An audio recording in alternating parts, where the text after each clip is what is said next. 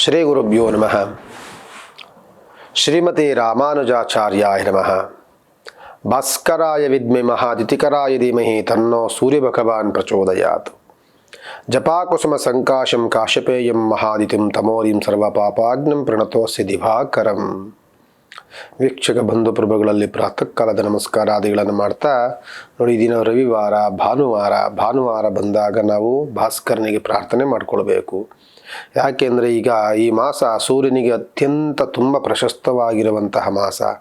ಯಾವಾಗ ಧನುಸ್ಸು ರಾಶಿಗೆ ರವಿ ಪ್ರವೇಶವಾಗ್ತಾನೆ ಅದಕ್ಕೆ ಧನುರ್ಮಾಸ ಅಂತ ನಾವು ಹೇಳ್ತಿರ್ತೀವಿ. ದೇವತೆಗಳೇ ಅವನನ್ನು ಆರಾಧನೆ ಮಾಡುವಂತಹ ದಿನಗಳು.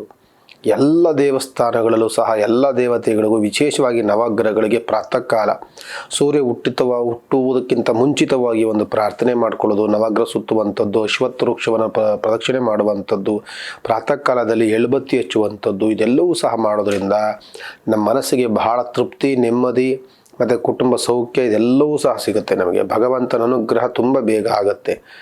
ಆದ್ದರಿಂದ ಈ ಮಾಸವನ್ನು ನೀವು ವೇಸ್ಟ್ ಮಾಡ್ಕೊಳ್ಬಾರ್ದು. ಈ ಮಾಸ ಬಂದಾಗ ಸ್ವಲ್ಪ ನಿದ್ರೆ ಕಡಿಮೆ ಮಾಡಿಕೊಂಡು ಬೆಳಗ್ಗೆ ಎದ್ದು ನಮ್ಮ ಧಾರ್ಮಿಕ ವಿಚಾರ ಬಗ್ಗೆ ನಾವು ತಿಳ್ಕೊಳ್ಬೇಕು.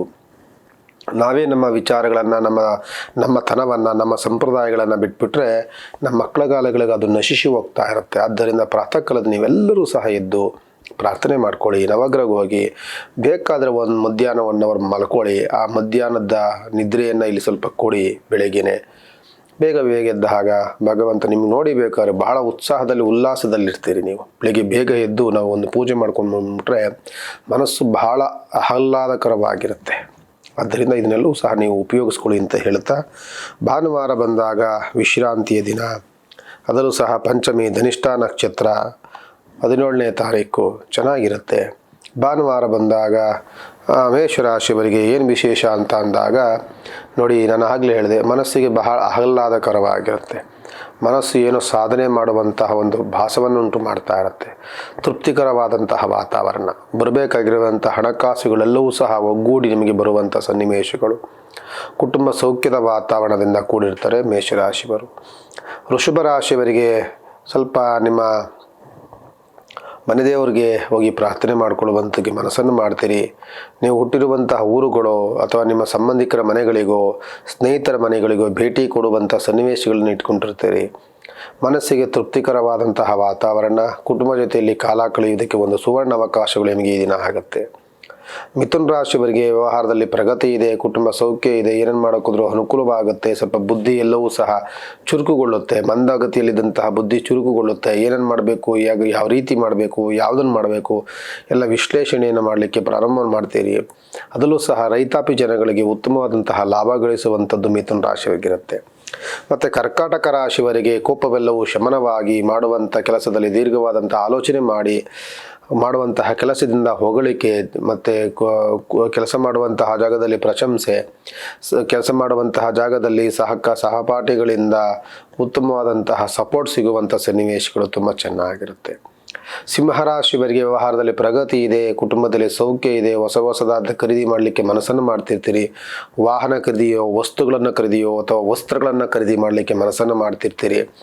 ತುಂಬ ಧಾರ್ಮಿಕ ವಿಚಾರದಲ್ಲಿ ಆಸಕ್ತಿ ಉಳ್ಳಂಥವರಾಗಿರ್ತೀರಿ. ಧಾರ್ಮಿಕ ದೇವಸ್ಥಾನಗಳಿಗೆ ಹೋಗಿ ಪ್ರಾರ್ಥನೆ ಮಾಡ್ಕೊಳ್ಳುವಂಥನ್ನು ಅಭ್ಯಾಸ ಮಾಡ್ಕೊಳ್ತೀರಿ. ನಂತರದಲ್ಲಿ ಕನ್ಯಾ ರಾಶಿಯವರೆಗೂ ಸಹ ದೇಹದಲ್ಲಿ ಆಯಾಸವೆಲ್ಲವೂ ಕಡಿಮೆ ಆಗ್ತಿದೆ. ಜೊತೆಯಲ್ಲಿ ನಿಮಗೆ ಆರೋಗ್ಯದಲ್ಲಿ ಚೇತರಿಕೆ ಆಗ್ತಾ ಇದೆ. ಸ್ವಲ್ಪ ಉತ್ಸಾಹದಲ್ಲಿರ್ತೀರಿ. ಶುಭ ಕಾರ್ಯಗಳಿಗೆ ಚಿಂತನೆಯನ್ನು ಮಾಡ್ತೀರಿ. ಈ ದಿನದಿಂದಲೇ ಹೂಡಿಕೆ ಮಾಡಲಿಕ್ಕೆ ಪ್ರಾರಂಭವನ್ನು ಮಾಡ್ತೀರಿ. ವ್ಯವಹಾರದಲ್ಲಿ ಏನು ಮಾಡಬೇಕು, ಏನು ಮಾಡಬಾರ್ದು ಚರ್ಚೆಯಲ್ಲಿದ್ದು ಅದನ್ನು ಪ್ರಗತಿಯಲ್ಲಿ ಕಾಣೋದಕ್ಕೆ ಮನಸ್ಸನ್ನು ಮಾಡ್ತಿರ್ತೀರಿ. ತುಂಬ ಚೆನ್ನಾಗಿರುತ್ತೆ. ಜೊತೆಯಲ್ಲಿ ತುಲಾ ರಾಶಿಯವರಿಗೆ ಶುಭ ಕಾರ್ಯಗಳಂತೂ ಏನು ತೊಂದರೆ ಇಲ್ಲ, ಶುಭ ಕಾರ್ಯಗಳು ಆಗ್ತಾ ಇರುತ್ತೆ. ಧನುರ್ಮಾಸ ಇರೋದ್ರಿಂದ ಸ್ಥಗಿತವಾಗುತ್ತೆ. ಅದನ್ನು ಬಿಟ್ಟರೆ ಮುಂದಿನ ಆಲೋಚನೆ ತುಂಬ ಚೆನ್ನಾಗಿರುತ್ತೆ. ಏನನ್ನು ಮಾಡಬೇಕು, ಏನನ್ನು ಮಾಡಬಾರ್ದು ಅದರ ಆಲೋಚನೆ ಸಿದ್ಧತೆಗಳನ್ನು ಮಾಡಲಿಕ್ಕೆ ಪ್ರಯತ್ನವನ್ನು ಮಾಡ್ತಿರ್ತೀರಿ. ಮನೆ ಕಟ್ಟುವಂತಹ ಯೋಗ, ಮನೆ ತೆಗೆದುಕೊಳ್ಳುವಂತಹ ಯೋಗ, ಸೈಟು ಭೂಮಿ ಖರೀದಿ ಮಾಡೋದಕ್ಕೆ ತುಂಬ ಉತ್ತಮವಾದಂತಹ ದಿನಗಳು, ಮಾಸಗಳು ನಿಮಗೆ ಪ್ರಾರಂಭವಾಗುತ್ತೆ. ಇದರ ಬಗ್ಗೆ ಭಾಳ ಚಿಂತನೆಯನ್ನು ಮಾಡ್ತಿರ್ತೀರಿ. ಹಣಕಾಸಿನ ಅನುಕೂಲವಂತೂ ನಿಮಗೆ ತುಂಬ ಚೆನ್ನಾಗಿರುತ್ತೆ. 100 ರೂಪಾಯಿ ನಿಮ್ಮ ಕೈನಲ್ಲಿದ್ದರೆ 1000 ರೂಪಾಯಿ ಯೋಚನೆ ಮಾಡ್ತಿರ್ತೀರಿ. ಯಾಕೆಂದರೆ ನಿಮಗೆ ಇನ್ನು 900 ರೂಪಾಯಿ ಸಂಪಾದನೆ ಮಾಡುವಂತಹ ನಿಮಗೆ ಬರುವಂತಹ ನಿಮಗೆ ಐಡಿಯಾಸ್ಗಳು ಚೆನ್ನಾಗಿರುತ್ತೆ. ಅದರಿಂದ ಮೊತ್ತದಲ್ಲಿ ನೀವು ದೊಡ್ಡ ಮಟ್ಟದ ಚಿಂತನೆಯನ್ನು ಮಾಡುವಂತಹ ಒಂದು ಅವಕಾಶಗಳು ನಿಮಗೆ ತುಂಬ ಚೆನ್ನಾಗಿರುತ್ತೆ. ನಂತರದಲ್ಲಿ ವೃಶ್ಚಿಕ ರಾಶಿಯವರಿಗೆ ಆರೋಗ್ಯದಲ್ಲಿ ಉತ್ತಮವಾದಂತಹ ಚೇತರಿಕೆ, ಶುಭ ಕಾರ್ಯಗಳಲ್ಲಿ ಉತ್ತಮವಾದಂತಹ ದಿನಗಳು, ಜೊತೆಯಲ್ಲಿ ಶುಕ್ರನ ಅನುಗ್ರಹ ಇರೋದ್ರಿಂದ ಉತ್ತಮವಾದಂತಹ ಲಾಭ ಗಳಿಸುವಂಥದ್ದು. ನೀವು ಕೆಲಸದಲ್ಲಿ ಅದರಲ್ಲೂ ಸಹ ತಳ್ಳಗಾಡಿ ಇಟ್ಕೊಂಡು ಸಣ್ಣ ಪುಟ್ಟ ವ್ಯಾಪಾರಿಗಳಿಗಂತೂ ಉತ್ತಮವಾದಂತಹ ಲಾಭ ಗಳಿಕೆ ಮಾಡುವಂಥದ್ದು ತುಂಬ ಚೆನ್ನಾಗಿದೆ.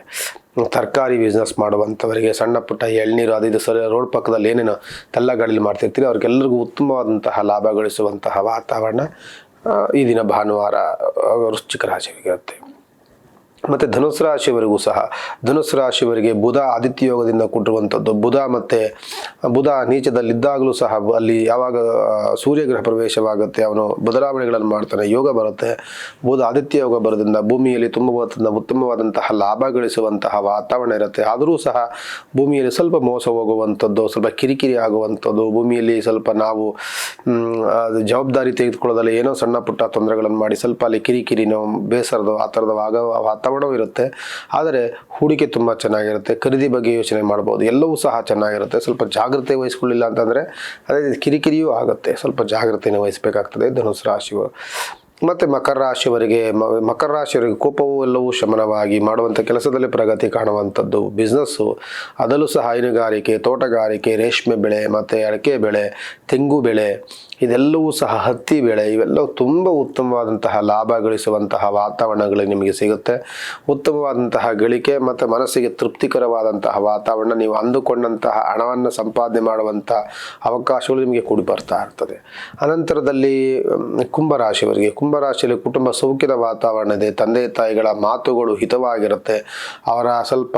ಅವರ ಮಾತುಗಳನ್ನು ಕೇಳಿದಾಗ ಮುಂದಿನ ಆಗುವಂಥ ಅನಿಷ್ಟಗಳನ್ನು, ಸಂಕಷ್ಟಗಳನ್ನು ಪರಿಹಾರವನ್ನು ಮಾಡ್ಕೊಳ್ಬೋದು.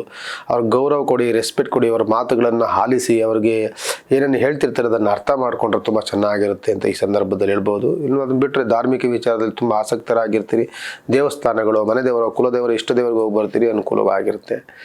ಮತ್ತು ಕೊನೆಯದ ರಾಶಿ ಮೀನ ರಾಶಿಯವರಿಗೆ ಸ್ವಲ್ಪ ರಾಯರ ಪ್ರಾರ್ಥನೆ ಮಾಡ್ಕೊಂಡ್ರೆ ತುಂಬ ಚೆನ್ನಾಗಿರುತ್ತೆ. ನಿಮಗೆ ಅಧಿಪತಿಯಾದಂಥವನು ಗುರುಗ್ರಹ, ನಿಮಗೆ ದೋಷದಲ್ಲಿರುವಂಥದ್ದು ರಾಹು ದೋಷ ಬಂದಾಗ ಸ್ವಲ್ಪ ಸುಬ್ರಹ್ಮಣ್ಯ ಪ್ರಾರ್ಥನೆ, ದುರ್ಗಾ ಪರಮೇಶ್ವರಿ ದೇವಸ್ಥಾನ, ಅದರಲ್ಲೂ ವಿಶೇಷವಾಗಿ ನಾನು ಹೇಳುವಂಥದ್ದು ಕನ್ಯಾ ರಾಶಿ ಮತ್ತು ಮೀನ ರಾಶಿಯವರು, ಜೊತೆಯಲ್ಲಿ ಸ್ವಲ್ಪ ವೃಶ್ಚಿಕ ರಾಶಿಯವರು ಮತ್ತು ಕರ್ಕಾಟಕ ರಾಶಿಯವರು, ಇಂಥವರೆಲ್ಲರೂ ಸಹ ಸ್ವಲ್ಪ ನವಗ್ರಹಗಳು ಹೋಗಲೇಬೇಕಾಗ್ತದೆ. ಅದಕ್ಕಿಂತ ಸ್ವಲ್ಪ ಗ್ರಹಗತಿಗಳ ವ್ಯತ್ಯಾಸಗಳು ನಿಮಗೆ ಜಾಸ್ತಿ ಇರೋದ್ರಿಂದ ಸ್ವಲ್ಪ ಈ ದಿನ ಧನುರ್ಮಾಸಗಳನ್ನು ಜಾಸ್ತಿ ಉಪಯೋಗಿಸ್ಕೊಳ್ಳಿ. ಧನುರ್ಮಾಸದಲ್ಲಿ ನವಗ್ರಹ ಪೂಜೆಗಳನ್ನು ಮಾಡ್ಕೊಳ್ಳಿ. 9 ದಿನ, 18 ದಿವಸ, 1 ತಿಂಗಳ ಕಾಲ ಇದನ್ನು ಮಾಡೋದ್ರಿಂದ ತುಂಬ ಲಾಭ ಸಿಗುತ್ತೆ, ನಿಮಗೆ ಅನುಕೂಲವಾಗುತ್ತೆ. ಮನಸ್ಸಿಗೆ ನೆಮ್ಮದಿ, ತೃಪ್ತಿ, ಏನೋ ಒಂದು ಸಂಪಾದನೆ, ಒಂದು ಸಾಧನೆ ಮಾಡುವಂಥ ತೃಪ್ತಿಕರವಾದಂತಹ ವಾತಾವರಣ, ಮುಂದೆ ಆಗುವಂಥ ಅನಿಷ್ಟಗಳನ್ನು ತಪ್ಪಿಸ್ಕೊಳ್ಳೋದಕ್ಕೆ ಒಂದು ಸುಲಭವಾದಂತಹ ಸನ್ಮಾರ್ಗಗಳು ಸಿಗುತ್ತೆ ನಿಮಗೆ ಅಂತ ಹೇಳ್ತಾ, ಅದರಲ್ಲಿ ಮೀನ ರಾಶಿಯವರು ಸ್ವಲ್ಪ ಅದರ ನವಗ್ರಹ ಪೂಜೆಗಳನ್ನು ಮಾಡುವಂಥದ್ದು, ನವಗ್ರಹ ಪ್ರಾರ್ಥನೆ ಮಾಡಿಕೊಳ್ಳುವಂಥದ್ದು, ನವಗ್ರಹ ಸುತ್ತುವಂಥದ್ದು, ಅಶ್ವತ್ಥ ವೃಕ್ಷವನ್ನು ಸುತ್ತುವಂಥದ್ದು, ಇದೆಲ್ಲ ಮಾಡೋದ್ರಿಂದ ಆರೋಗ್ಯ ಚೇತರಿಕೆ ಆಗುತ್ತೆ. ಮುಂದೆ ಆಗುವಂಥ ಅನಿಷ್ಟಗಳನ್ನು ತಪ್ಪಿಸ್ಕೊಳ್ಳಿಕ್ಕೆ ಒಂದು ಉತ್ತಮವಾದಂಥ ದಿನಗಳು ನಿಮಗೆ ಸಿಗುತ್ತೆ ಅಂತ ಹೇಳ್ತಾ, ವಿಶೇಷವಾದಂತಹ ಈ ದಿನ ಭಾನುವಾರದ ಜ್ಯೋತಿಷ್ಯದ ಕಾರ್ಯಕ್ರಮಕ್ಕೆ ಮಂಗಳವನ್ನು ಮಾಡ್ತೇನೆ. ಭಗವಂತ ನಿಮ್ಮೆಲ್ಲರಿಗೂ ಸಹ ಒಳಿತನ್ನು ಮಾಡಲಿ.